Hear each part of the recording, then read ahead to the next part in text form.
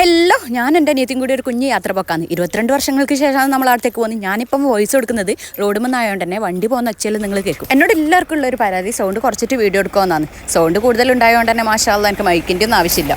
എന്നാലും നിങ്ങൾ പറഞ്ഞതല്ലേന്ന് വിചാരിച്ച് ഞാൻ പരമാവധി സൗണ്ട് കുറച്ചിട്ടാണ് സംസാരിക്കുന്നത്. ഇതിലപ്പുറം കുറച്ചാൽ പിന്നെ കേൾക്കലുണ്ടാവില്ല. പക്ഷെ എനിക്ക് സൗണ്ട് എടുത്ത് സംസാരിക്കുന്ന കേട്ടോ കുറച്ചുകൂടി കംഫർട്ട് ശീലമായോണ്ടായിരിക്കും. ഇത് സ്ഥലം ചേരങ്കുന്ന് 22 വർഷങ്ങൾക്ക് മുമ്പ് എൻ്റെ ഉപ്പ വീടെടുത്ത് നാടാട്ടെ. ഇത് ഇവിടുത്തെ ക്രിസ്ത്യൻ പള്ളിയുണ്ട്. കുറേ വർഷങ്ങൾക്ക് ശേഷം വരുന്ന ആ ഒരു സന്തോഷമില്ലേ, അത് നമുക്ക് രണ്ടാക്കുണ്ട്. അനിയത്തിൻ്റെ കുറേ ഫ്രണ്ട്സ് ഉണ്ട് അവിടെ. അങ്ങനെ ഫ്രണ്ട്സ് ഒന്നുമില്ല. എൻ്റെ മോൻ്റെ ചങ്ങാൻ്റെ ഉമ്മയുണ്ട് ഒരു ഫ്രണ്ട് എന്ന് പറയാൻ. ഓളുടെ വീട്ടിലൊന്ന് പോകണമെന്നുണ്ട്. നമ്മളിപ്പം പോകുന്നത് ക്രഷറിലോട്ടാ.